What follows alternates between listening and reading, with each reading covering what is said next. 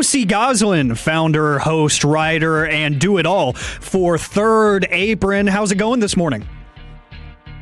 Doing well. Thanks for having me on. And for a first time, you got my name right. That's pretty rare. Thank you. Look at that. A man who does his prep is a man who's going to have a good show. I take a little bit of pride in that. And thanks for taking the time to hang out with us here today. Before we get into anything, salary cap, math, and all that stuff that I can't explain that you can do way better than I can. But do want to talk a little bit of NBA All-Star with you. How much do you actually take in of the All-Star festivities here in this day and age, and what did you think about the revised format? I'm going to be completely honest. I didn't watch a single minute of All-Star this weekend. I was kind of involved with All-Star. There was this program that they do, Sports Business Classroom in Vegas. They did one at the All-Star break this year, and I participated in that, so I was kind of around All-Star weekend. I got to see some players. I got to see some people in the league, but this is very much the time of year I try to tune out for as much as possible before getting right back into watching and covering basketball again. So based on what I've heard, it sounds like people like the new All-Star game format. As far as everything else proceeding, for Friday night, Saturday night, seems like it's kind of mixed. So that's good if they found a formula that seems to work. They've been tinkering quite a lot these past few years. Do you think there's really any truly saving the All-Star game format and everything? Because ticket prices are still absurd. As you mentioned, you're just like most other NBA fans, not going to take in a single second of it just because of the reputation it has. Do you think there's any way that we could save this as a basketball fan? The only thing I would say is I know that the NBA generally has a lot of trouble with getting players to participate in some of these contests, especially like the dunk contest, for example, where they'll get some very obscure players that if you're not really following the NBA pretty hardcore, you've probably never heard of these guys. I kind of feel like I've seen people pitch that all these contests should be all-stars only, which I think is pretty interesting. If you're an all-star, I think that's kind of what people would like to say. I know the league likes to get a little more representation by getting some other more obscure players. But I do think if there's a way that the NBA can just get the All-Stars to compete in all these contests as well, I think that might bring a little more relevance to those. I could imagine if you're not really a hardcore NBA fan, if you never heard of these players, why you wouldn't really be interested. Yossi, appreciate to have you on, my man. Fred Davis here. No, and look, I can't blame you for kind of tuning out of the All-Star weekend, but I think that's also shows what an issue the NBA has, is that a fact like a guy like yourself who is an NBA, has an NBA, job or an NBA adjacent job, and here we are because it's so just whatever, we just tune it out. And so I was just more intrigued by the actual. Like burnout, for burnout purposes, just to rest because it's been, covering the league. Need a break at some point. Well, but at the same time, but isn't it supposed to be fun? Like, again, you're not covering it like it's a game, but at the same time, like, it should just be fun viewing. Right? Like, that's what an all-star is supposed to be. Like, you get to sit back, kick your feet up. You're not sitting here trying to, you're not analyzing everything like you would normally a normal game and that sort of thing. So, I get it 100%. I mean, I only watched the All-Star game yesterday just because I was intrigued to see what it was going to look like. That being said, let's talk a little bit about, the salary cap aspect of things. Tanking was brought up. Me and Alec just talked about it. I don't think the tanking issue is as sincere or as extreme as people think. I also think it's a byproduct of what the NBA has presented itself with, in that, you almost have to tank if you're a Utah, if you're an Indiana, which, by the way, half their team's beat up. So, I mean, is it really tanking when you take out one guy? But, when we look at it, Steph Curry doesn't think it's that sincere. How big of a tanking in your mind is tanking, and is it much ado about nothing with what we've talked about so far? I think there's a perfect storm of factors going into this season, because some years there is not really that much taking. It's not quite as big as a problem. And then this year, it is kind of a problem. And I think there's one, they're calling the top four of this draft one of the most loaded for getting a cornerstone ever. So there's an extra layer of motivation for teams to try to position themselves for a shot at one of these guys. I think the other issue is that, and this wasn't something that these teams really premeditated, but you've got three teams now with the Jazz, Wizards. They have top 8 protected picks, and so they need to stay a certain level of bad as possible just to keep those picks. So it's not about trying to just maximize their odds. They want to just keep their pick. And then you got the Pacers, who did something that I think the league's very upset about when they traded a top 4 protected pick to get Ivica Zubac. Like, here's a team that's already at the trade deadline. They're out of the playoffs. They were like the 3rd worst team in the league at the time. And now they're gambling by trading this pick. It's a coin flip whether they keep it or not, which now gives them an extra. They just created those conditions for them to tank even further. Yeah. I would guess the league is very furious about that.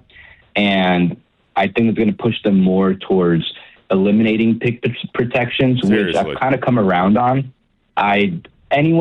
There's like the practice of trading protected picks have really come down anyways. Like, teams are just trading more unprotected picks. It's like maybe 1 out of every 20 trades, a first-round pick has some level of protection on it.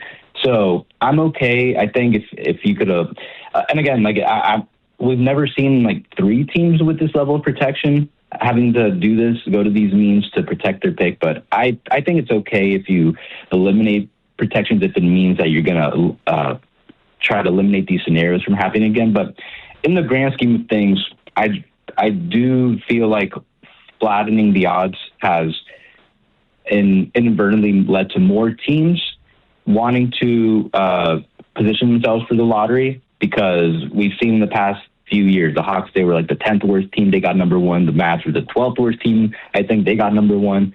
So I would say the only thing I'd want to see different is go back to the previous odds, let the actual worst teams get a top pick. The faster they do that, the sooner they'll stop tanking. You're never going to eliminate tanking as long as you have a draft. All you could really do is actually help out the teams that need the top selections the most. And one thing that was bounced around a little bit by Adam Silver was also changing the structure of the draft itself, and how extreme that looks, we don't really know. But what would a changing of that structure look like in your mind? Or do you think we should just kind of leave the draft alone and find other ways to de-incentivize some of these practices?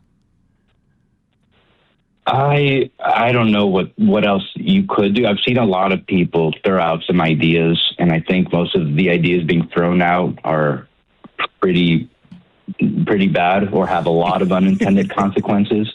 So I don't want to throw out any suggestions. Like, when I say eliminate pick protection, that's just a small patch. That's not going to solve tanking. I'm not advocating to solve tanking, because it's not, as long as you have a draft, you're not going to solve tanking. Yeah. So if they do something really radical to alter how the draft is, chances are it's just going to backfire even more, I would suspect. Yossi Gozlan, founder and host of Third Apron, joining us here on 105.3 The Fan. Do want to focus in on our Dallas Mavericks just a little bit. I know we're a few weeks removed from the Anthony Davis trade, but what excites a lot of people is the financial aspect of that move and what it does to free up money as soon as this summer for the Mavericks. What did you think about the trade and the financials for the Mavericks going forward? I like the trade mainly because I kind of predicted it. I have my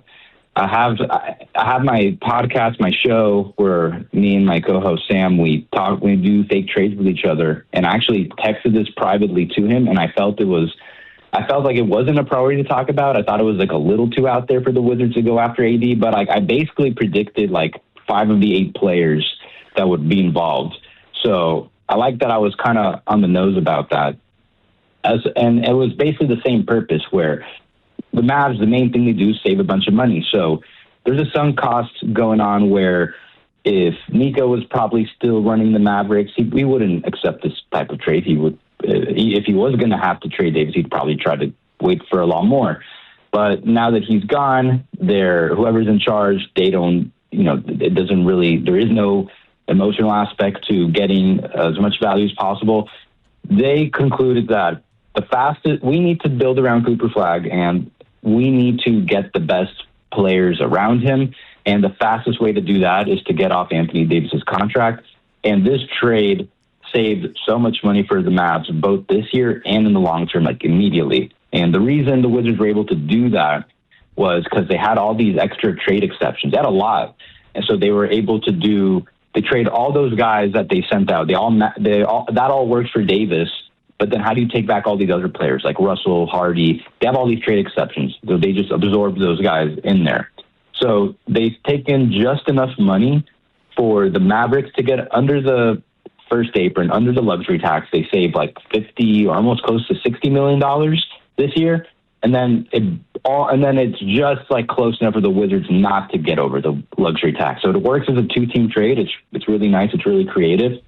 The Mavericks didn't really get much value in terms of the picks. Those are mostly, I call them press release picks, where it's going to be one of the first round picks going to be end of the first round. Another one, the Warriors one, that could convey into a second round pick. But honestly, it's okay.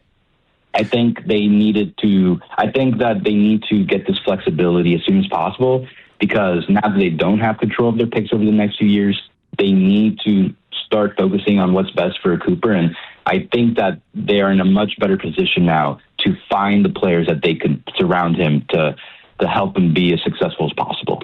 Yossi Gozlan joining us, talking all things NBA here. And look, and I think in that kind of the gist of the move, I mean, shout out to Matt Riccardi and Michael Finley, doing the whole co-GM thing. And the reality was you were never going to get a haul back for Anthony Davis, right? I mean, look, the fact that you went from being over the luxury tax into the second apron, and now, as you alluded to, you're now below that, and you've got a couple pieces that you can work with. Again, not anything extensive, but at the very least, you're able to do that.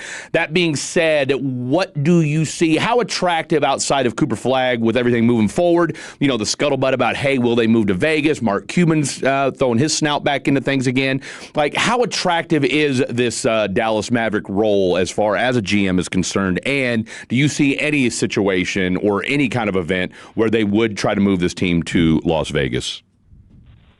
I'll answer the second one. I do not see the team moving. Okay, good. It seems like even if there was some interest from ownership or whoever to make that happen, the NBA's been, ever since the Seattle move to OKC, and the way they fought for the Kings to stay in Sacramento in the last decade, seems like they're going to do everything. They'll do everything in their power to prevent relocation because of how controversial it was.